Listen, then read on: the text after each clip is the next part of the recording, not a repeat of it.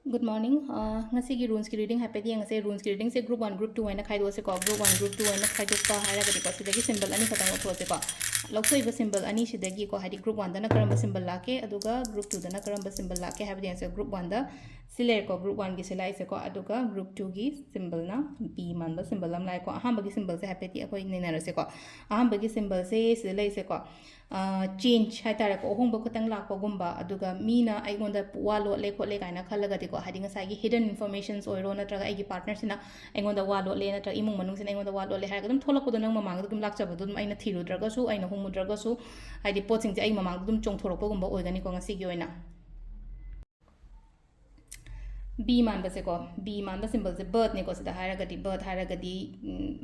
mayon chongok pasu bird haina dum khan basu ya ko ngang pok khatang adu khatang na nata bida ko sida anoba thabai khang hoba ya gani ko anoba thabai khang hoba ko pata kana ba leba growth kumba leba adagi bird haira gadi ngasai gi haidi mi changak pa kholak pa haita jiba panba ma changak pa khot pa adum basu oi ko fertility su khatang symbol symbolize oi ko sigi number B se adu da number B se le mata na hange na hona jagi ba aina tawgi ba khot ki ba mayam le ra ko haidi thabai khang do oi ro ko haidi fruitful result gumba lak pa ko pa mai na oi na oi ko sisina ko gi ngasi gi oina runes ki reading le ko ma'am thank you